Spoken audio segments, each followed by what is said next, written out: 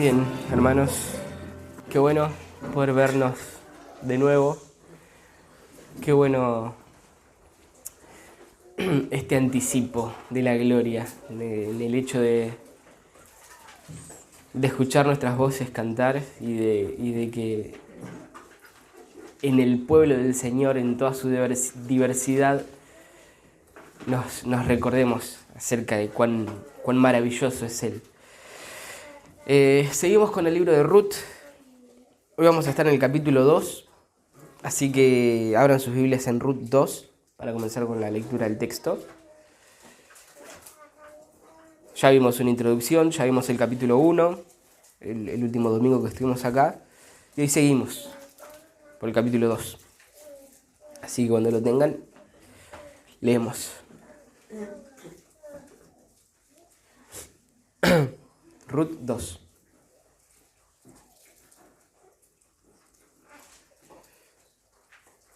Dice así: Noemí tenía un pariente de su marido, un hombre de mucha riqueza, de la familia de Elimelech, el cual se llamaba Booz.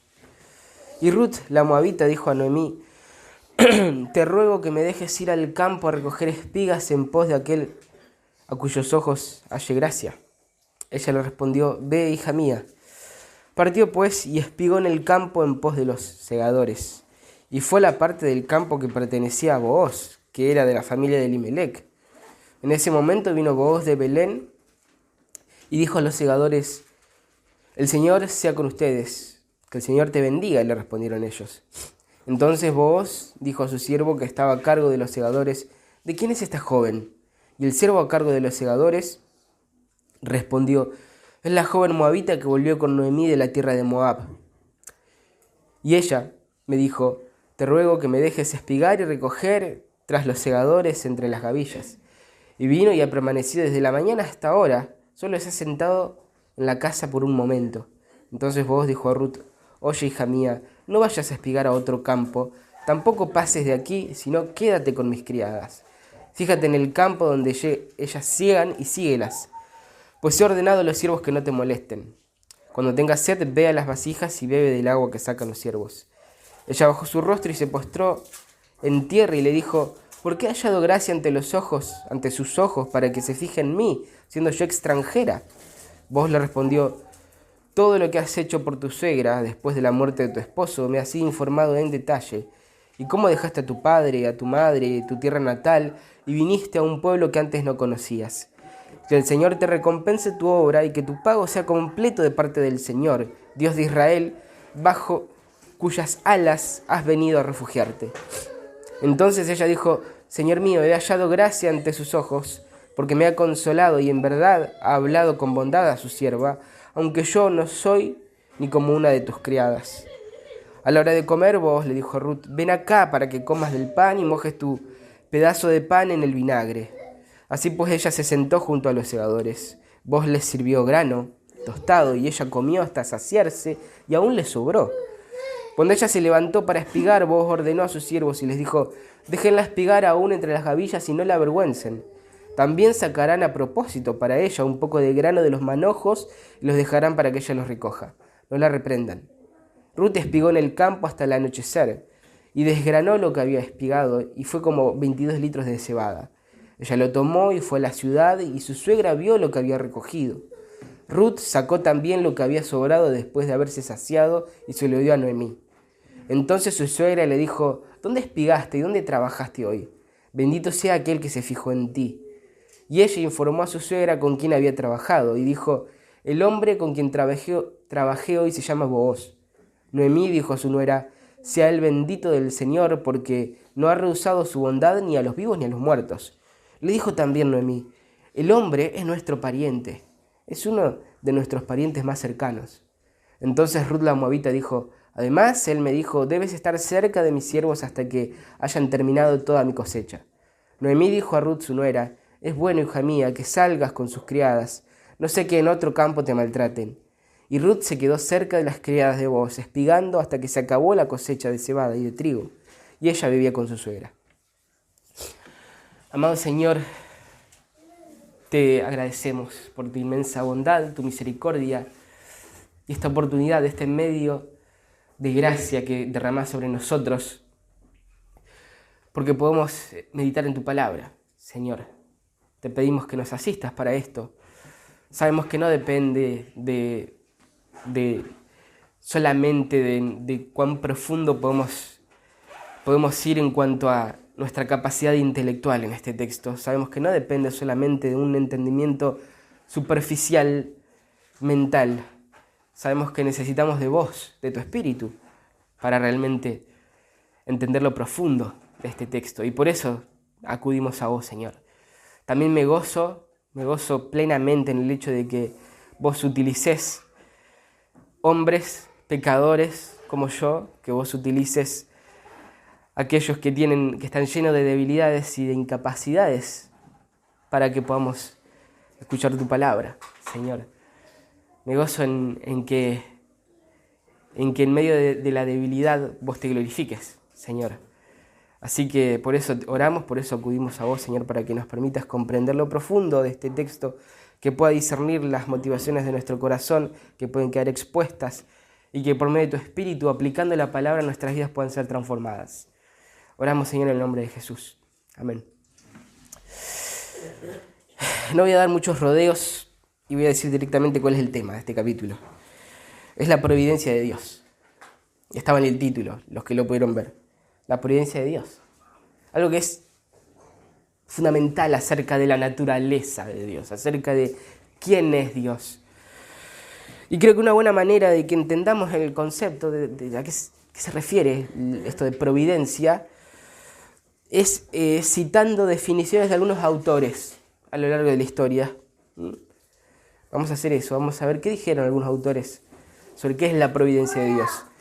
John Flavel, por ejemplo, un puritano, él la definió así. Él dijo: la providencia de Dios es su constante preservación y gobierno de todas sus criaturas y de todas sus acciones para su propia gloria.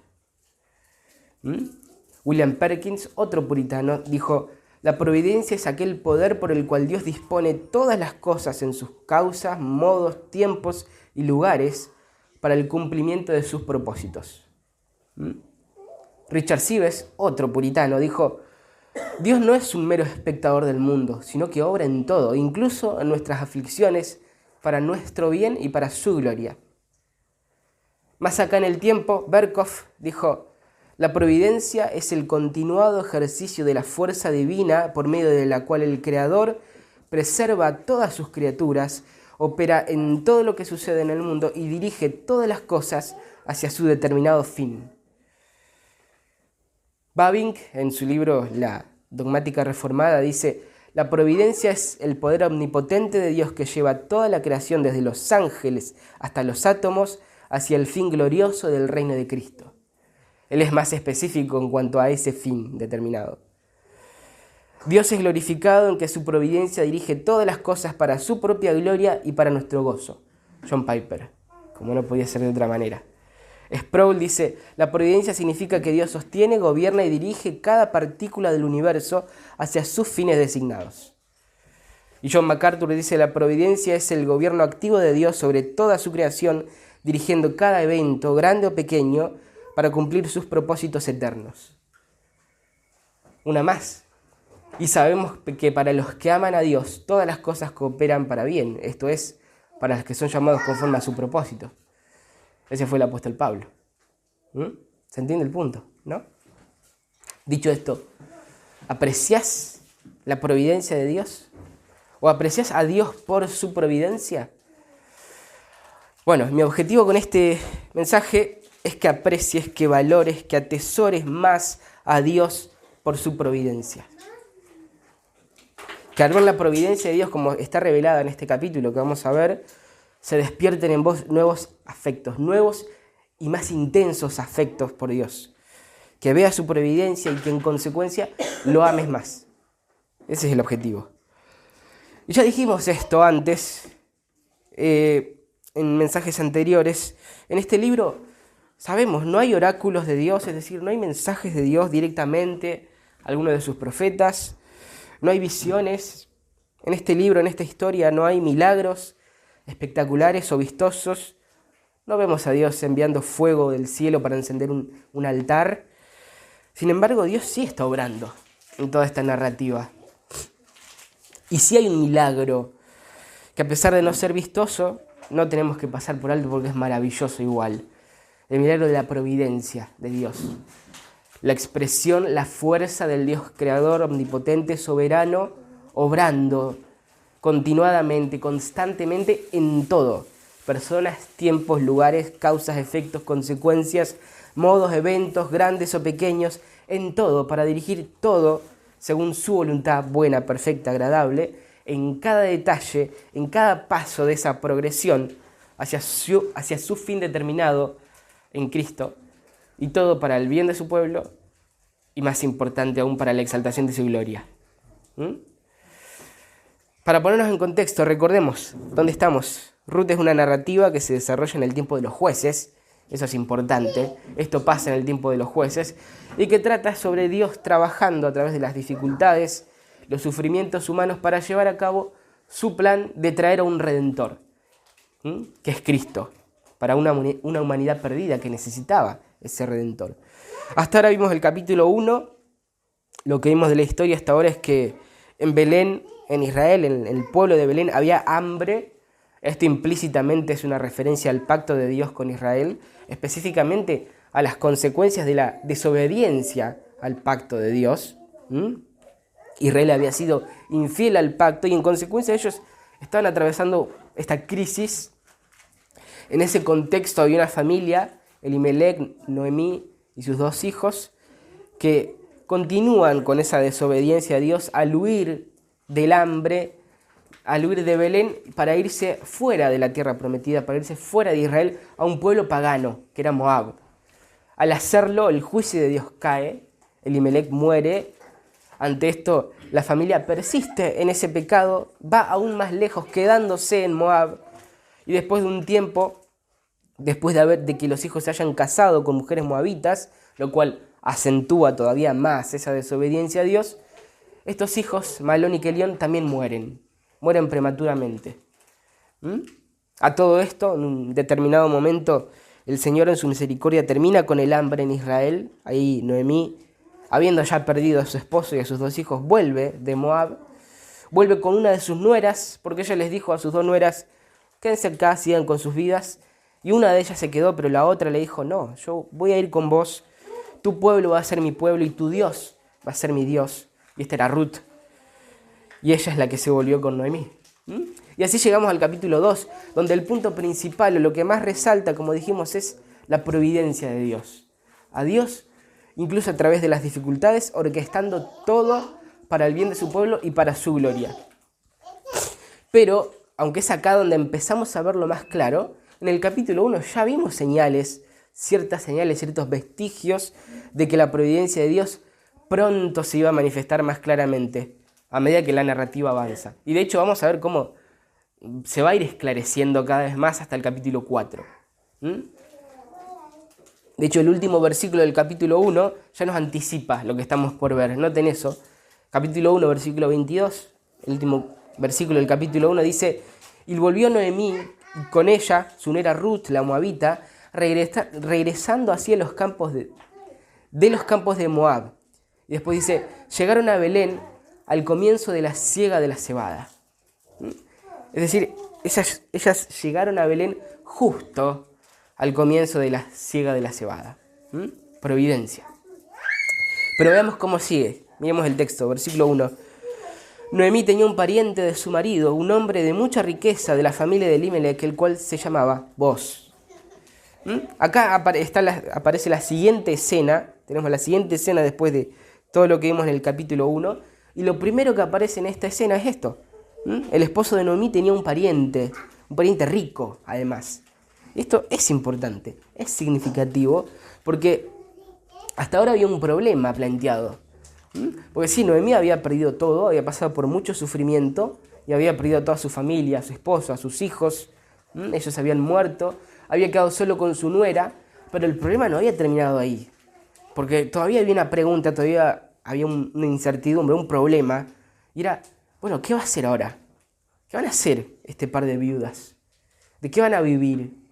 ¿Qué van a comer? ¿Cómo iban a ser provistas? hoy mismo, en nuestro contexto, la vida para las mujeres viudas puede ser difícil. Por eso la Biblia habla mucho de el cuidado especial que hay que tener para con ellas. Pero en este contexto histórico y cultural, en Israel, en el tiempo de los jueces, era aún peor.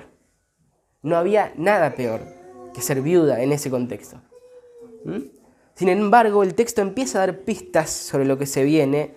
Las circunstancias fueron difíciles, pero ahí comienza a verse la providencia de Dios, en el hecho de que terminó con el hambre de Israel, en que abrió un camino para volver a su pueblo, para volver a casa, y en que llegaron justo para la cosecha, pero también en algo más. Ahora vemos su providencia en esto. El texto del autor pone acá directamente al comienzo de la nueva escena esto. Él quiere que sepamos esto, que sepamos que hay un hombre rico, a quien Dios lo ha bendecido, y que es pariente de Elimelec, el marido de Noemí.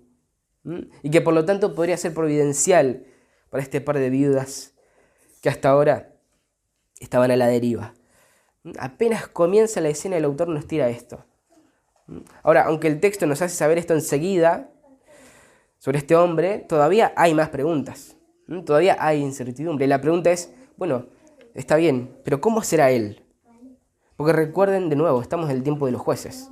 La maldad abunda, el tiempo es un tiempo de una repugnante abominación moral. Cada cual hace según lo que le parece. ¿Vos será así? ¿Vos será como esos hombres? De a poco vamos viendo pequeños vestigios de la providencia, pero todavía hay preguntas. Vean el versículo 2. Y Ruth la moabita dijo a Noemí: te ruego que me dejes ir al campo a recoger espigas en pos de aquel a cuyos ojos halle gracia. Ella le respondió: ve, hija mía. Ruth la moabita, dice. El texto no quiere que olvidemos que Ruth era de Moab, esa tierra pagana donde, por poner un ejemplo de lo aborrecible que era, hacían sacrificios de bebés a sus dioses. Por decir una de las cosas. Incluso en la inmoralidad de Israel que había en ese tiempo, de los jueces, el comentario entre la gente en los campos hubiera sido: ¿Moab? ¿Es de Moab? ¿Algo bueno puede salir de Moab? Bueno, sí, Ruth era moabita, pero esa moabita, en el capítulo 1, versículo 16, había puesto su fe en el Dios de Israel, en el Dios de Noemí, en el único Dios vivo y verdadero. Y ahora miren lo que estaba pasando. Y Ruth la moabita le dijo a Noemí: te ruego que me dejes ir al campo a recoger espigas en pos de aquel a cuyos ojos halle gracia.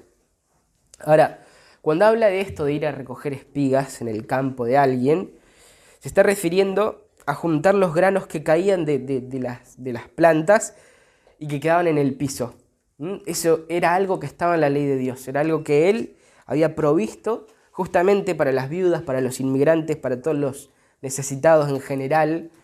Vean, por ejemplo, Levítico, capítulo 19, versículos 9 y 10, dice: cuando ciegues la cosecha de tu tierra, no cegarás hasta los últimos rincones de tu campo, ni espigarás el sobrante de tu cosecha. Tampoco rebuscarás tu viña, ni recogerás el fruto caído de tu viña. Lo dejarás para el pobre, para el extranjero. Yo soy el Señor tu Dios. En Deuteronomio también dice: cuando sigues tu cosecha en tu campo y olvides alguna gavilla en el campo, no regresarás a recogerla.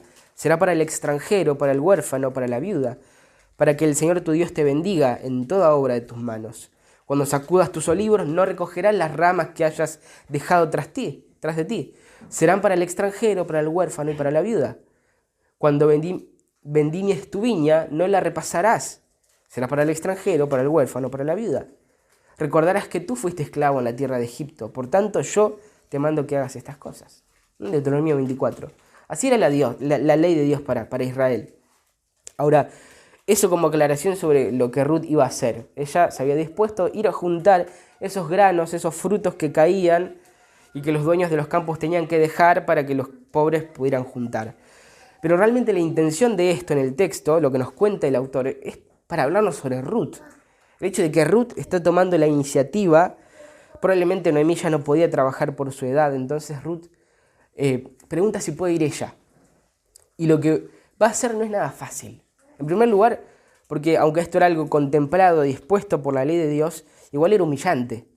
En definitiva, era ir a juntar de las obras. Era algo que hacían solo los marginados. Y era humillante. Pero en segundo lugar, y más importante, Ruth era moabita. Era de la nación más odiada por Israel. Y no solamente eso, además era una mujer joven. A todo esto no nos olvidemos en ningún momento que estamos en los tiempos oscuros de los jueces. Y todo esto junto, significa que ella corría un riesgo alto al hacer esto. Que tranquilamente podía ser abusada, podía ser asesinada, o ambas. Realmente tomar esta iniciativa le podía costar la vida. Solo podía confiar en encontrarse con el raro caso de que el terrateniente, por decirlo así, el dueño de algún campo donde vaya a juntar esas obras, sea la excepción a lo que todos eran a la norma de esos días. Por eso dice: te ruego que me dejes ir al campo a recoger espigas en pos de aquel a cuyos ojos halle gracia. Porque tengan en cuenta que Ruth todavía no sabe sobre vos. No tiene la información que nosotros tenemos en el resto del capítulo 2 o en el capítulo 3. No tiene ninguna garantía. Entonces lo que nos dice este versículo acerca de Ruth es que ella es una mujer que está viviendo por fe, confiando en Dios, como la nueva creyente que es, en que Dios va a cuidarla. No se ensimismó en su sufrimiento, sino que miró al Señor y entonces ahora está buscando estas maneras de servir y de hacer su voluntad.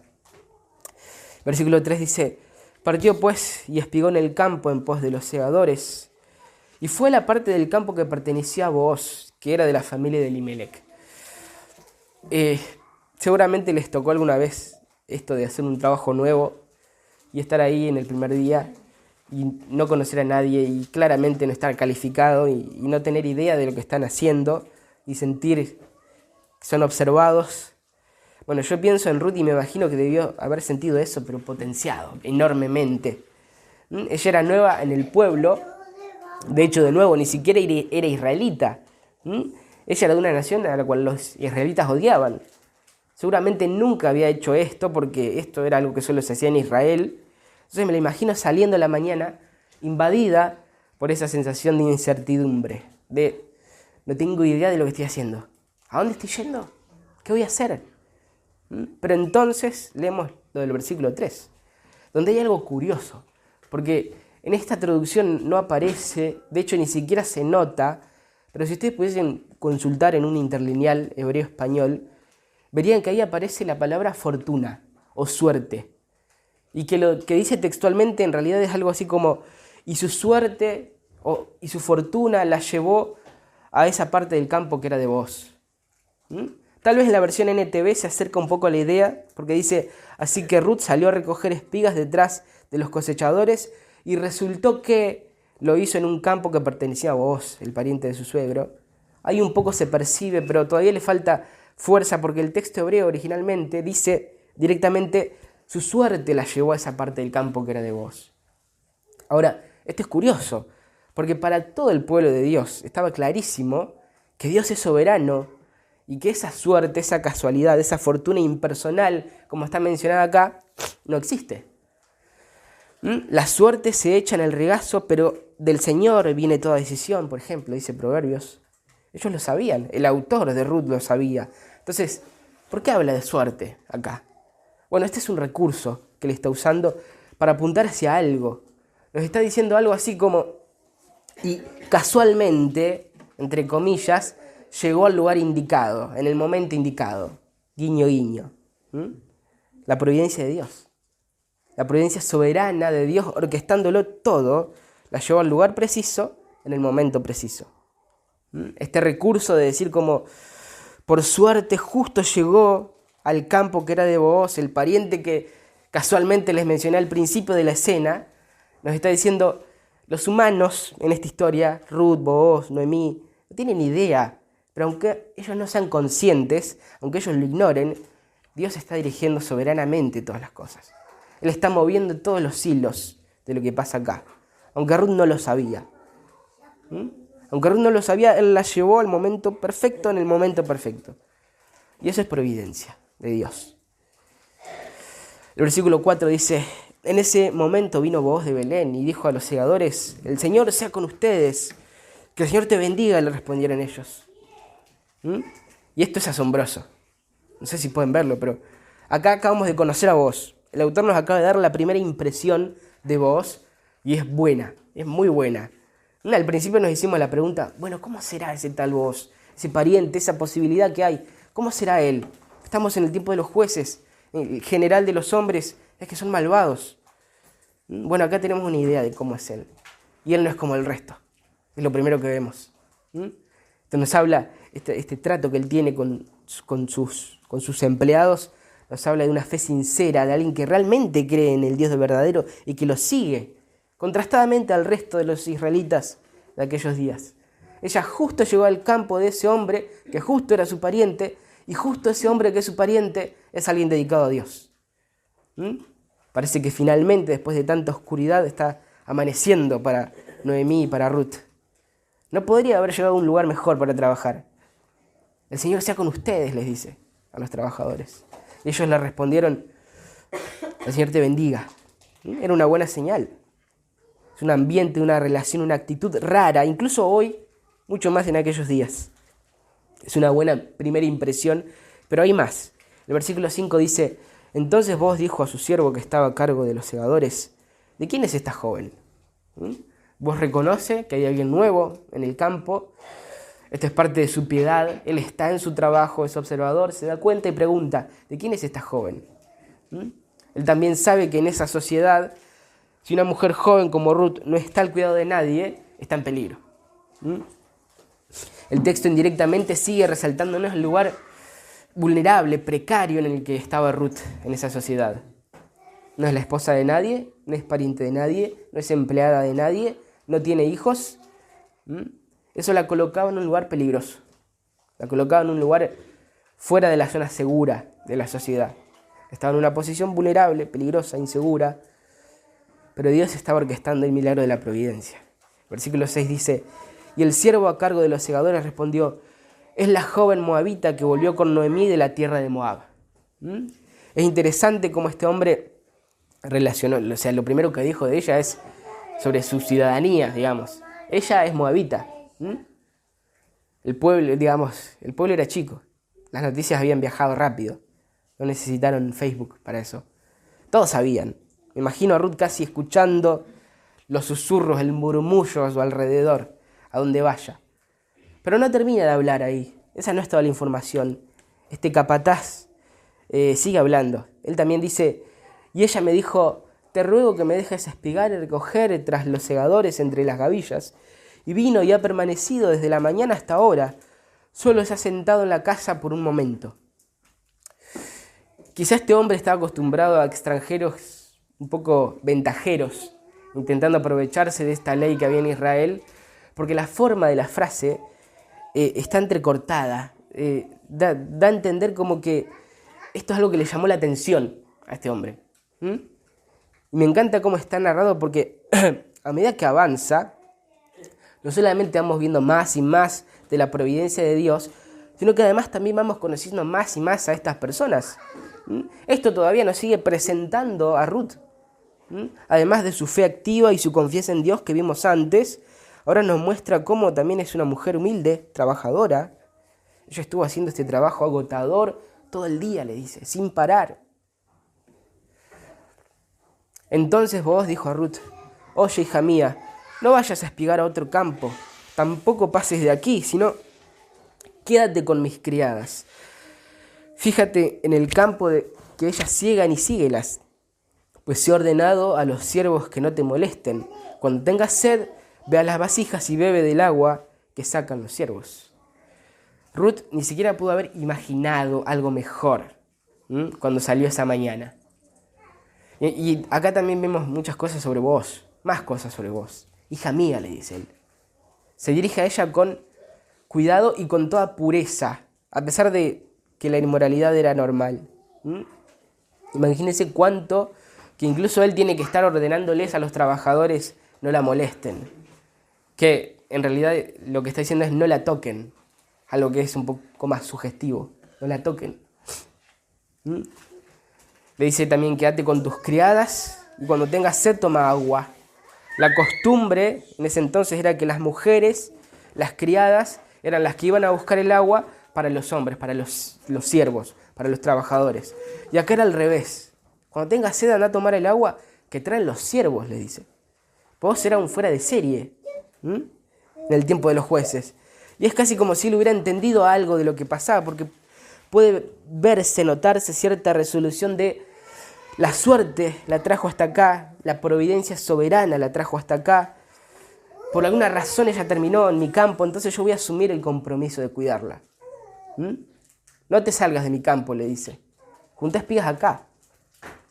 Él lo hace porque de eso se trata el corazón de la ley, de la Torá. Porque Dios había encomendado a su pueblo que lo den a conocer a través de la bondad, de la generosidad, del cuidado de los indefensos. Ciertamente vos eres un hombre piadoso. Eso es lo que vamos viendo. Versículo 10, Ruth responde. Ella bajó su rostro, se postró en tierra y le dijo: ¿por qué he hallado gracia ante sus ojos para que se fije en mí, siendo yo extranjera? Siendo yo extranjera. Ella lo sabe. Sabe cómo es el asunto cultural. Por supuesto que lo sabe. Mejor que nosotros y mejor que cualquiera, porque ella lo vivía. Vos le respondió: todo lo que has hecho por tu suegra después de la muerte de tu esposo me ha sido informado en detalle. Y cómo dejaste a tu padre, a tu madre, tu tierra natal, y viniste a un pueblo que antes no conocías.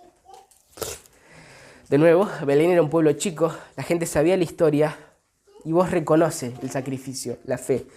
Y de hecho acá nosotros nos enteramos de algo más sobre Ruth. Nos enteramos que sus padres estaban en Moab, que tenía padres.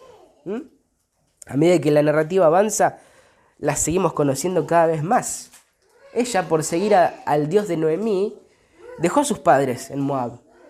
Y por la manera en que vos dice, se lo dice, parece haber un paralelismo entre ella y Abraham en Génesis 12. Así como Abraham en su momento, por la fe, había dejado a su familia, a su parentela atrás y había salido de su tierra, así mismo había hecho Ruth.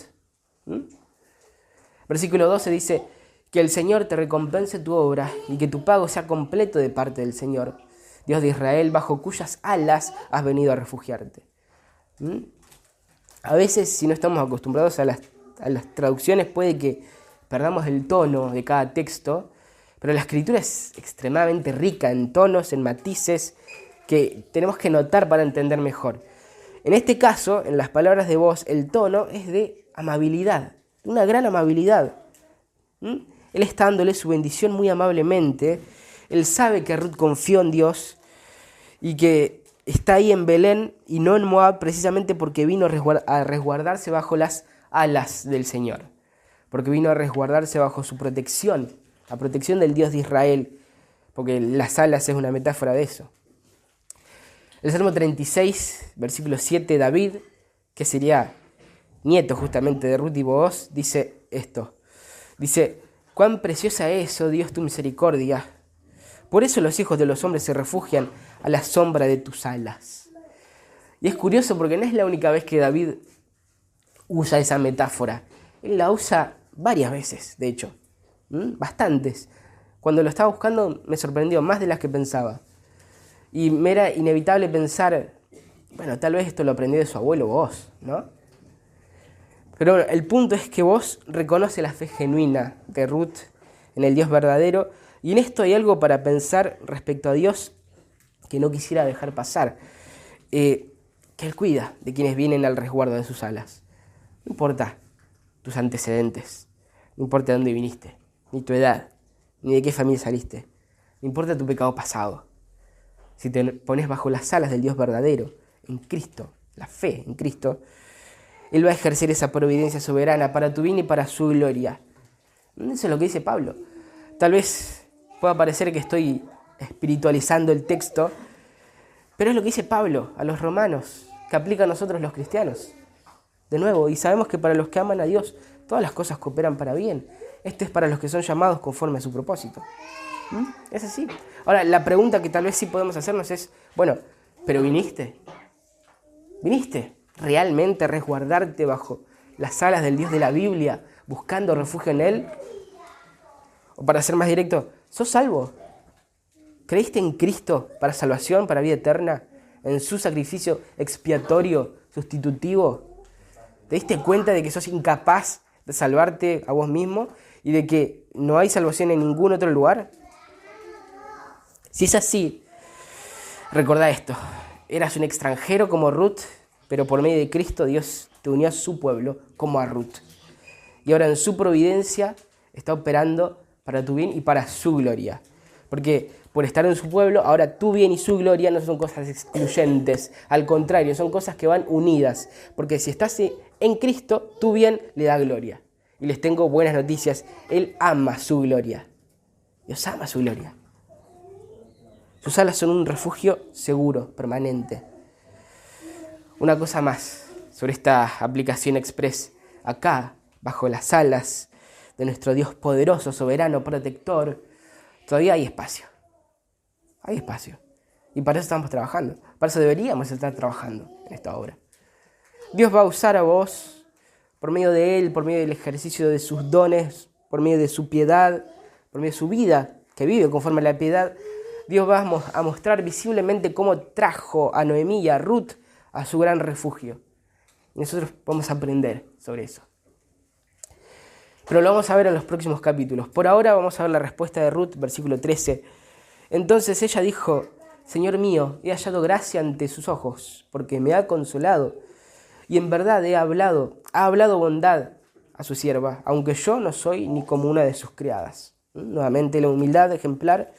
Ella no espera un trato favorable en lo absoluto. Versículo 14. A la hora de comer, Booz le dijo a Ruth: ven acá para que comas del pan y mojes tu pedazo de pan en el vinagre. Así que ella se sentó junto a los segadores. Booz le sirvió grano tostado y ella comió hasta saciarse y aún le sobró. Ese ven acá es significativo porque ella, siendo moabita, no se hubiera sentado a la mesa con los empleados israelitas. Pero él la llama y la invita a la mesa. Y de nuevo, más del carácter de Booz, su bondad, su cuidado, su piedad, su amor, él la invitó. Y ella comió y se llenó y todavía sobró. Y recuerden la historia, hermanos. Tal vez hacía mucho tiempo que Ruth no se llenaba. Dios la estaba bendiciendo por medio de esta extravagante amabilidad de Booz para con esta mujer marginada. Pero hay más. Cuando ella se levantó para espigar, Booz ordenó a sus siervos y les dijo: déjenla espigar aún entre las gavillas y no la avergüencen. Él les dice: déjenla espigar aún entre las gavillas.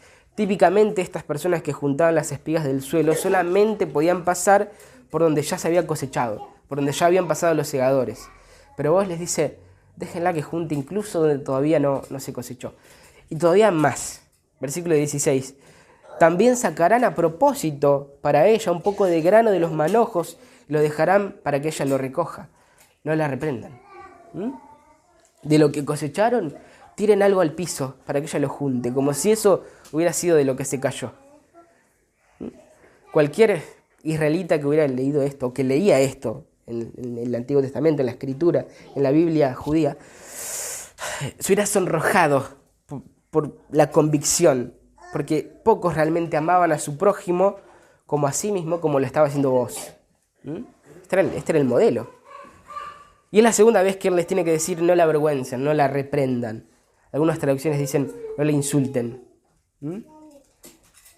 En parte este texto le decía al pueblo de Dios todo eso sobre el amor a los demás, que está en Levítico, en Deuteronomio, ese amor, ese cuidado, esa generosidad, esa disposición, esa luz que debe alumbrar a los demás pueblos para mostrarles a Dios. Eso se ve así en la práctica, en la vida cotidiana, se ve así. Vos es un modelo de cómo se vivía la Torá. Debía verse en ese entusiasmo por extender la bondad hacia otros. ¿Y saben qué? La ley de Dios sigue vigente. La ley moral de Dios sigue vigente. Antes no podíamos cumplirla, nuestra fuerza no podemos vivirla, pero por medio de Cristo sí podemos. Por medio de Cristo, en el Espíritu, nos empodera para tener estas motivaciones genuinas, puras, y vivir este amor. Ser alguien como vos, alguien amoroso que extiende bondad a los demás. Sigue diciendo el texto: Ruth espigó en el campo hasta el anochecer y desgranó lo que había espigado, y fue como 22 litros de cebada. Ella lo tomó y fue a la ciudad, y su suegra vio lo que había recogido. Ruth sacó también lo que había sobrado después de haberse saciado y se lo dio a Noemí. 22 litros de cebada es muchísimo. Más allá de la bondad de Booz, ella trabajó duro, todo el día bajo el calor del sol, porque cuando venía la cosecha, eso era al final de la primavera, y hacía mucho calor en Israel. Trabajó bajo el sol abrasador, trajo una canasta pesada desde su casa, estando muy lejos porque los campos estaban separados del pueblo. Entonces su suegra le dijo: ¿dónde espigaste y dónde trabajaste hoy? Bendito sea aquel que se fijó en ti. Ella se dio cuenta que alguien había sido especialmente bondadoso por todo lo que trajo, la cebada, la comida del mediodía que había sobrado. Entonces le pregunta: ¿dónde espigaste y dónde trabajaste hoy? Bendito sea aquel que se fijó en ti. Y ella informó a su suegra con quién había trabajado y dijo: el hombre con quien trabajé hoy se llama Booz. Recuerden, Ruth no sabía todavía quién era Booz. Ella probablemente había visto la providencia de Dios en todo eso, lo que trajo les alcanzaba para varias semanas, pero no sabía todo todavía. Versículo 20. Noemí dijo a su nuera: sea el bendito del Señor, porque no ha rehusado su bondad ni a los vivos ni a los muertos. Y le dijo también Noemí, y acá es donde le cuenta: el hombre es nuestro pariente, es uno de nuestros parientes más cercanos. Después de 10 años de esa oscura tormenta, el cielo comienza a aclararse para Noemí. En el capítulo 1 la vimos con bastante resentimiento, con desesperación, amargura, pero ahora está siendo capaz de ver algo: a Dios, a su amor incondicional y eterno, a su misericordia incondicional y eterna, a su fidelidad unilateral, todo eso manifestado en su cuidado, en su providencia. La palabra hebrea que se usa acá para referirte a eso de pariente cercano, desde ahora ya es la palabra redentor. Es la palabra redentor. En pocas palabras, brevemente, un redentor era un pariente cercano que tenía la responsabilidad legal y moral de proteger y de preservar a la familia de su pariente fallecido. Era algo que Dios había establecido en la ley, lo vemos en Levítico 25 y en Deuteronomio 25. Y la manera en que este pariente redentor protegía y preservaba a la familia de su pariente fallecido era o comprando las tierras que le habían pertenecido y que tuvieron que vender para que puedan preservar la herencia de ese familiar fallecido, y si la viuda no tenía hijos, casándose con la viuda para preservar la descendencia de ese familiar fallecido, y en general protegiendo a la familia. Eso era un redentor, era una figura, un rol que existía en Israel que Dios mismo había provisto en la ley.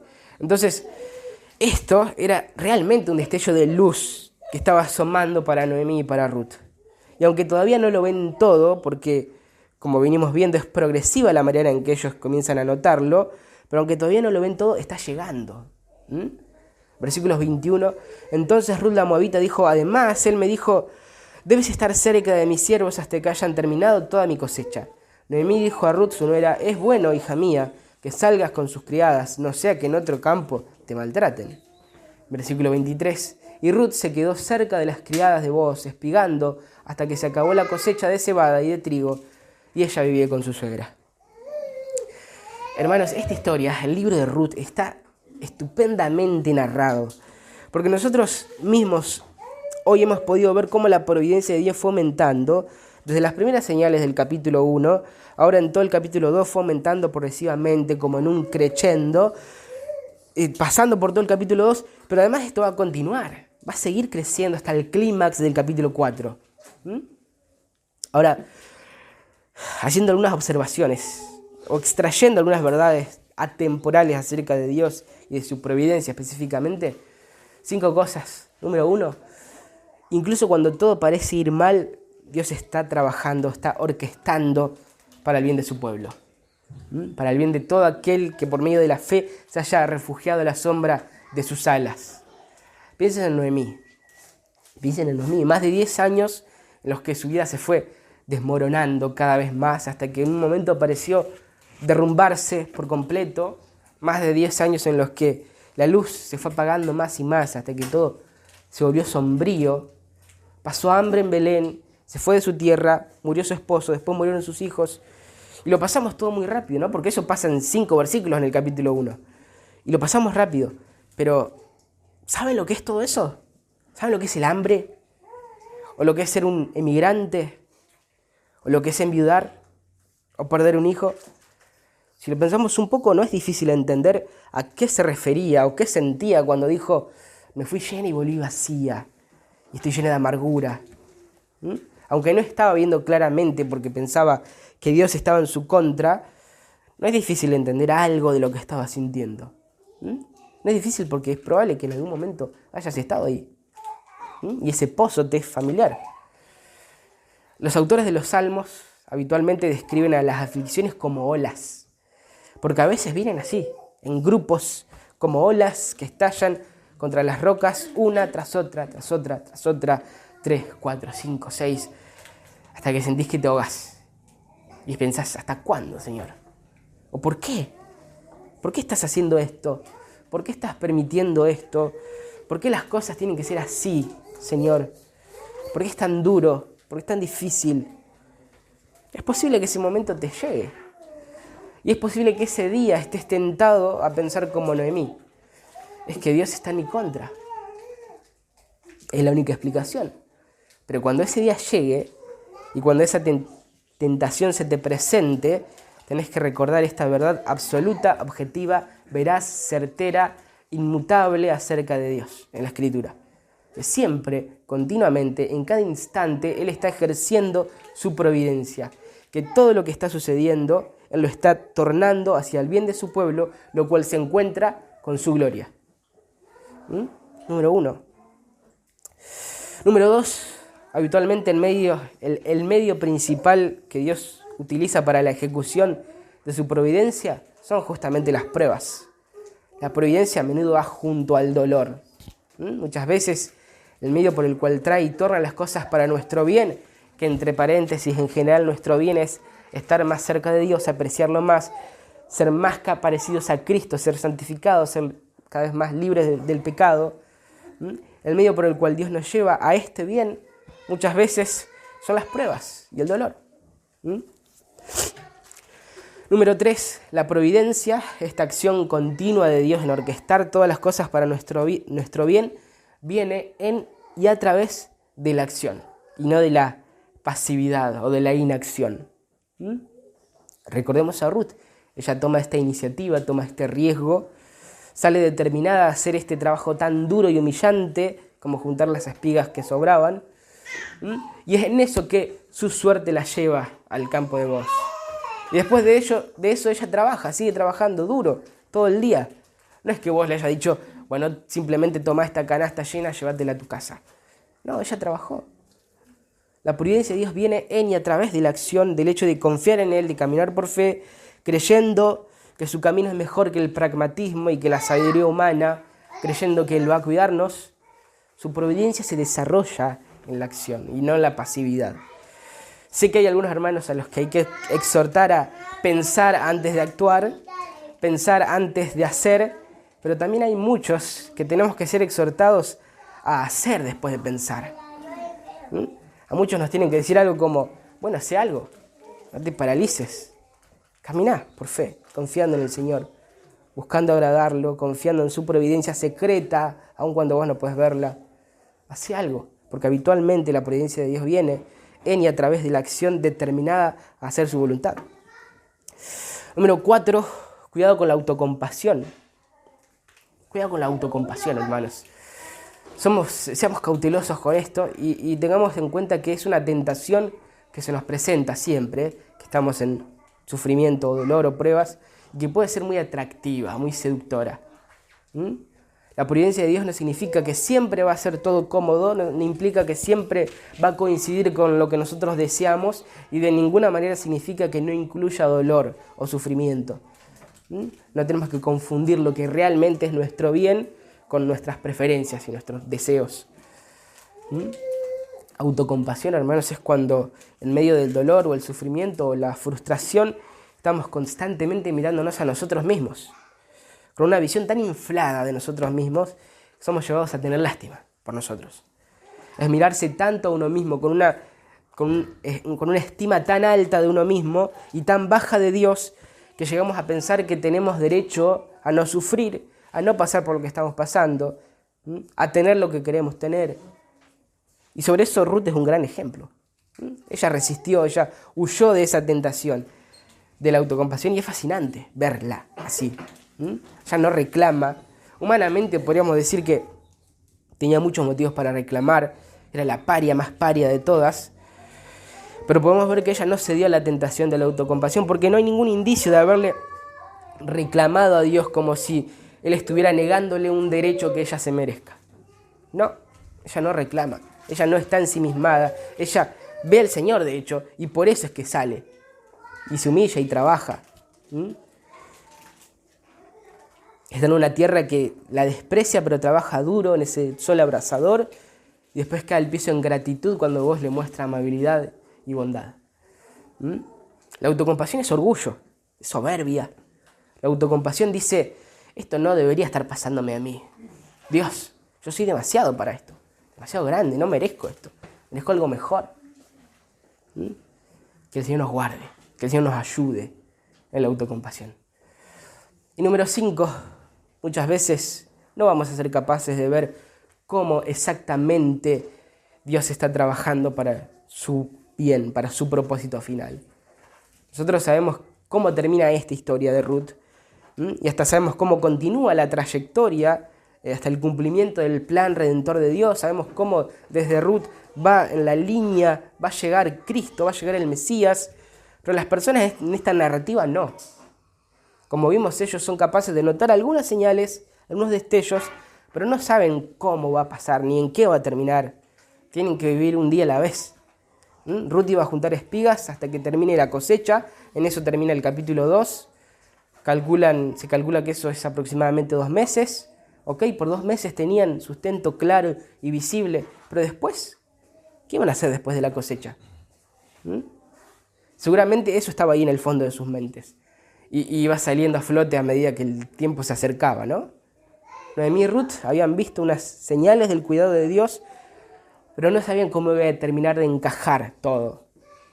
Y no es ahí donde estamos habitualmente todos nosotros. No estamos ahí la mayoría del tiempo.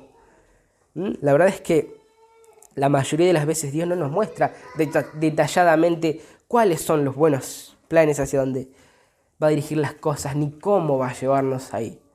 Nos recibimos el informe anual. Con libros como este, como el libro de Ruth, nos hace saber de su providencia. Pero su providencia muchas veces es secreta. La manera en que lo va a hacer a veces es un misterio para nosotros. Y quiero saber por qué. Creo que es para que confiemos en Él y para que le adoremos.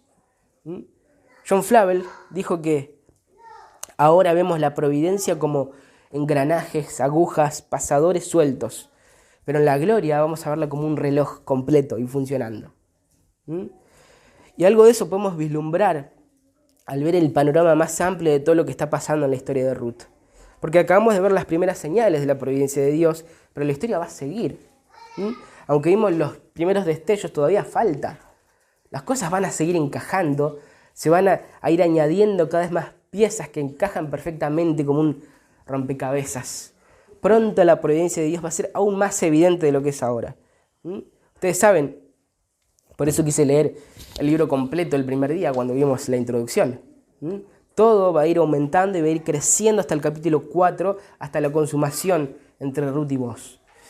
Y ahí acaba esta historia, pero a su vez esta historia es parte de una más grande, con la cual encaja perfectamente como los engranajes de un reloj. La providencia de Dios siguió trabajando continuamente por siglos, donde cada evento era parte de lo que Dios estaba haciendo para dirigir la historia hacia donde quería dirigirla. Hasta que en el momento apropiado llega la manifestación más enorme de la providencia de Dios, cuando nos dio a Cristo, cuando el Hijo, descendiente de Ruth, de hecho, nace. Hasta que por fin esta gran pieza musical, donde todos los instrumentos dirigidos por el gran director de la orquesta, llega al punto cúlmine. Dios orquestando el hecho más malvado de la historia, que es el asesinato de Jesús, el asesinato del único ser inocente y justo, y dirigiéndolo al bien más elevado de todos, la redención de su pueblo. Si hay un ejemplo de lo misteriosa y preciosa que puede ser la providencia de Dios, es la cruz de Cristo. La historia que arrancó en la caída en Génesis y que fue entretejiéndose por siglos y siglos, donde piezas grandes y chicas fueron encajando en el mecanismo de este reloj Llega al clímax, al punto álgido, a la cima, al punto más alto en la cruz. Y a la misma vez, ese que es el punto más alto, también fue la hora más negra de la historia de la humanidad. Así es la providencia de Dios. Ese momento tan paradójico donde la justicia y la paz se besaron, donde el justo fue por los injustos, ese evento en el que el Hijo tomó la culpa y se ofreció como sacrificio sustitutivo, ese momento en el que el Padre derramó su despiadada, santa y justa ira sobre su Hijo, quebrantándolo, sometiéndolo a padecimiento, para que todo aquel que cree en Él tenga vida eterna, para nuestro bien eterno y para su gloria eterna. Eso, hermanos, la cruz, eso es la providencia de Dios. Y así como Dios dirigió la historia hacia la cruz, hasta la cruz, ahora con mucha más claridad podemos estar seguros de que va a seguir dirigiéndola en todo, desde lo cósmico hasta lo atómico, desde lo sociopolítico hasta lo personal. Él va a seguir orquestándolo todo para acabar en el fin que Él determinó desde la eternidad pasada, cuando llegue la consumación de todas las cosas, cuando por fin estemos con Él, el bien más elevado de todos, su presencia agradable, perfecta, disfrutable, deleitosa, y por lo cual vamos a cantar que a Él sea la gloria para siempre. Oremos. Amado Señor, te agradecemos por tu providencia. Señor, ayúdanos a conocerte más a través de este aspecto de tu naturaleza, Señor.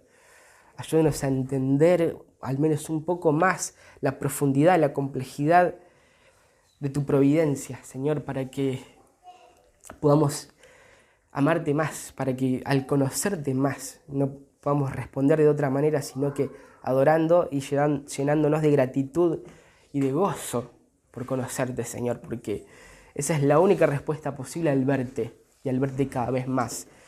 El rebosar de gozo y de gratitud y disfrutarte, Señor. Te pedimos que nos ayudes en esto, que a través de la Escritura podamos ver tu providencia y que podamos también ver nuestra vida por la lente de la Escritura y que podamos ser capaces de caminar por fe, Señor, creyendo en lo que la Escritura dice acerca de vos, creyendo que vos proveés, Señor, que vos dirigís las cosas hacia el bien que ya determinaste y que orquestás todo para eso. Ayúdanos a descansar en esa verdad, Señor, para que podamos hacer lo que tengamos que hacer, Señor, descansando plenamente en vos. Oramos en el nombre de Jesús. Amén.